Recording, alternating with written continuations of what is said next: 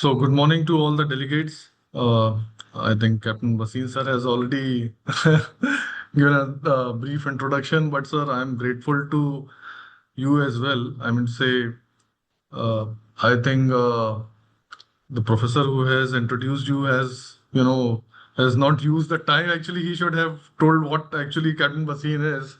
So, uh, uh, welcome Captain MP Basin, MD, MSc, as well as Chairman CMMI. Uh, Director, IIM Mumbai, Shri Manoj Kumar Tiwari sir, Captain Nayak, Deputy Chairman CMI, Captain Rajiv Singh Gautam sir, then Professor Vipin Kumar, Professor Mandal, to all aspiring professionals. Around now, it's close to 150, those who have joined, respected faculty members. It's a pleasure to join you today for this important webinar on Executive MBA in Logistic, Supply Chain and Maritime Management. I thank IIM Mumbai, especially Rajiv sir, for this opportunity to interact with professionals who are shaping future in one of the most dynamic sector of global economy. So with your permission, I would like to begin my presentation. Can we go to next slide, please? So India today stands at a decisive moment in its maritime journey. Our maritime sector is no longer just about ships and ports. It's about global supply chain and national competitiveness and economic resilience. As highlighted in this slide, nearly 95%, more than 90% you can say of India trade by volume and about 65% by value through maritime domain. With we are having around 12 major ports and 200 plus non-major ports. And now the concept of 7,500 kilometer of coastal has changed. Actual coastal line is 11,900, 11,098 kilometers of coastline. So India possesses one of the largest maritime infrastructure in the world. Next slide. This slide, if you can see, it depicts a lot of India position in various verticals of maritime. Our seafarer strength has crossed, if you will see, 4 lakh professionals, placing India among the top supplier of trained maritime manpower globally.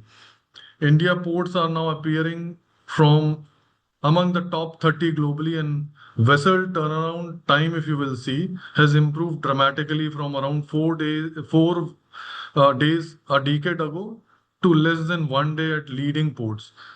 These are just statistics. They reflect a decade of policy reform, digitalization, and infrastructure modernization that are transforming India into a competitive maritime nation. Next. Now in this slide, this is very interesting slide. If you will see, we have compare, on logistic.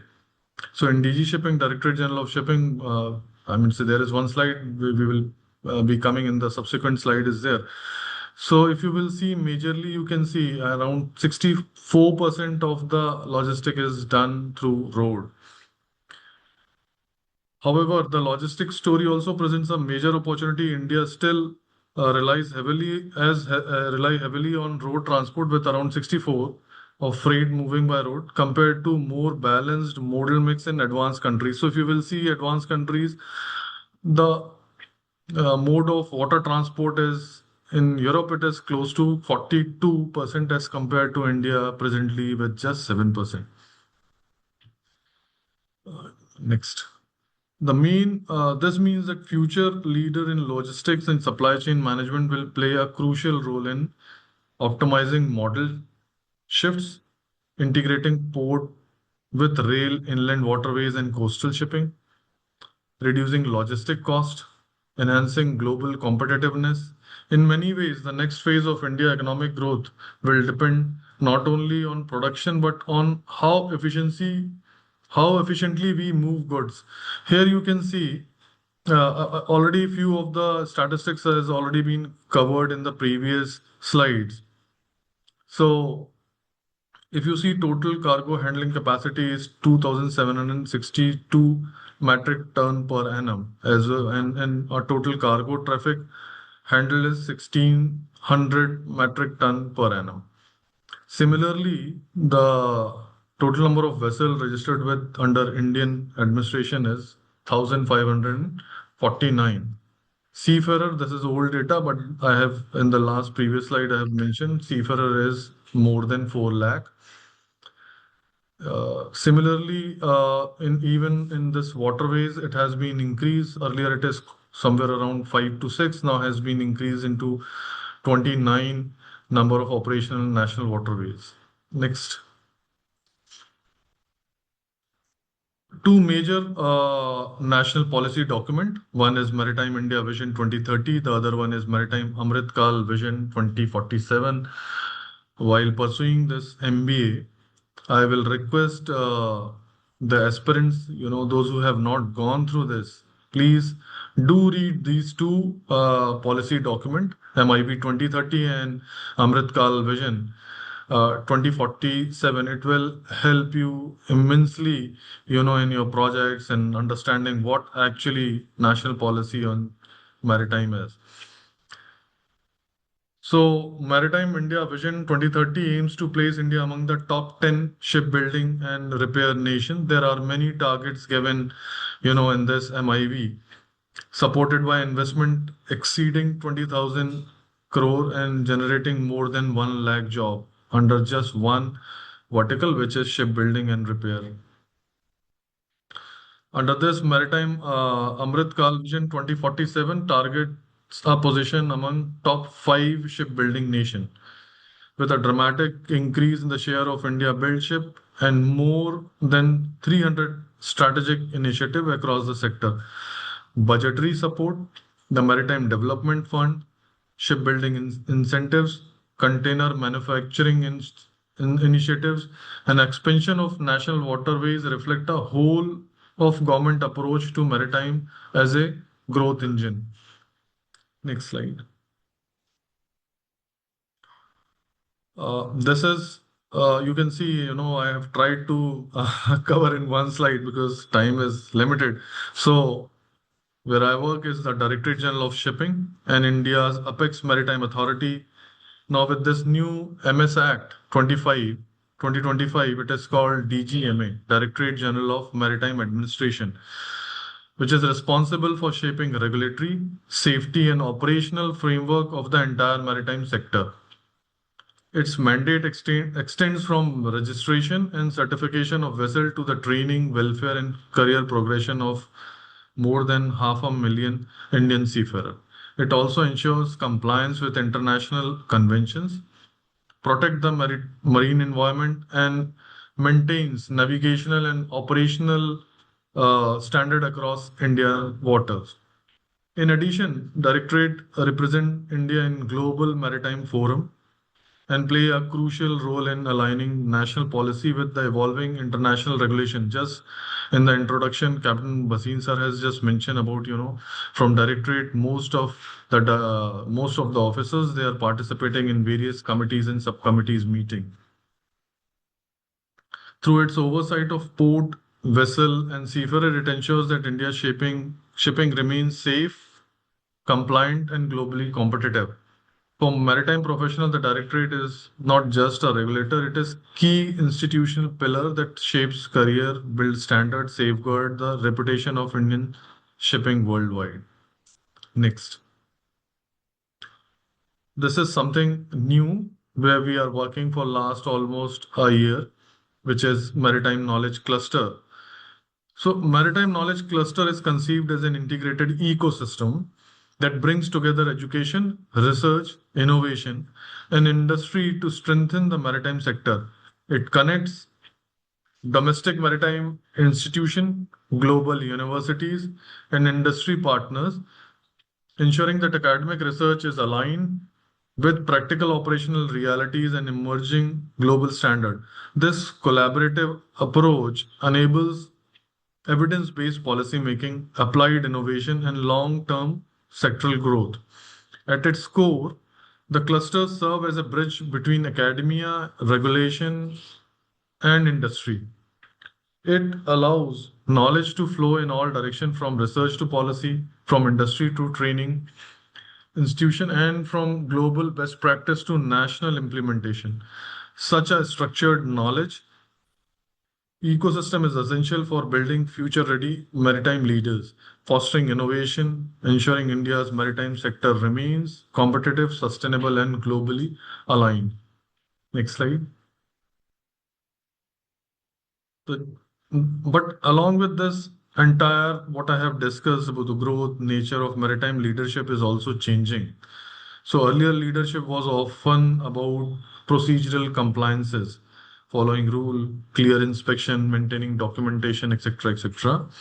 Today, the environment is getting more and more complex in the sense regulatory failure can also have global reputation consequences. So, environment and safety lapses, even environment and safety lapses trigger cross-border enforcement. Commercial decisions are now examined through compliance and environment social governance lenses. So, for future maritime leaders, must therefore move beyond compliance checklist and focus on governance integration, risk-aware decision-making, ethical leadership, and sustainability aligned strategies. In short, operational competence is essential, but strategic thinking is indispensable. Next slide. Now, why this kind of MBA or MBA in logistics supply chain is important? This is very structured management education becomes crucial. Why? As the presentation highlights, the slide highlights management. It improves strategic decision making of the present professional, enhance operational efficiency, strengthen financial planning, build leadership and team management capabilities, prepare professional for risk and crisis management. Next, for maritime professional, especially those transitioning from sea to shore, this combination of technical expertise into management insight is key to career transformation. See experience, what you are having, maybe 15 year, 20 year, 25, whatever. See experience provides you operational credibility, crisis management skill, global exposure, team leadership abilities, which you are already having. Generally, people gain after completing their management degrees and all, but here you are having few already skills you are already having. But when this experience is combined with management education, it opens door for shipping company leadership roles, port and terminal management, logistic and supply leadership, management policy and regulatory roles, entrepreneurship and maritime services. Institutions such as can we go to previous slide, please? Institutions such as IIM Mumbai play a crucial role in this transformation. Executive MBA program provides the structure management framework which they are going to deliberate. After this my session, there are a lot of professors, those who have joined from IIM Mumbai. So they will be deliberating more on this, but I'm just highlighting few offer. They are going to offer industry oriented case studies to you with you, enable global exposure and networking, bridge gap between operations and strategy.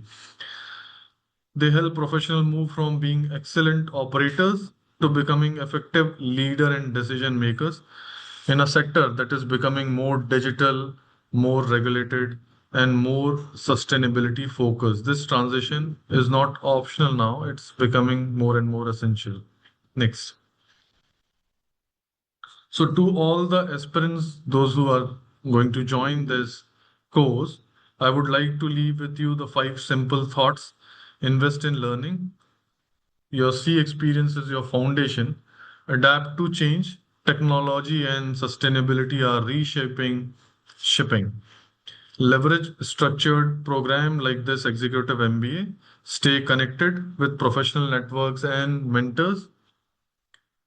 Plan ahead. Career transition do not happen by accident. So remember, a seafaring career does not end at the shore. It is often beginning of a new leadership journey. Now, the next slide, which is my last slide. So let me conclude with a guiding thought, which is our motto also. If you will see the logo of the Directorate General of Shipping, so so there is one Sanskrit shlok, Sagarah Supanthanah Santu. Let the ocean have safe passage. This simple yet profound message reflect our shared aspiration, safe sea, efficient ports, empowered seafarer, and a resilient maritime sector. I encourage all the participants to consider a program like this, Executive MBA, not just as a qualification, but as a strategic investment in your future leadership journey. I thank you, each one of you. I wish you all the very best. Happy Makar Sankranti to all of you. Jai Hind.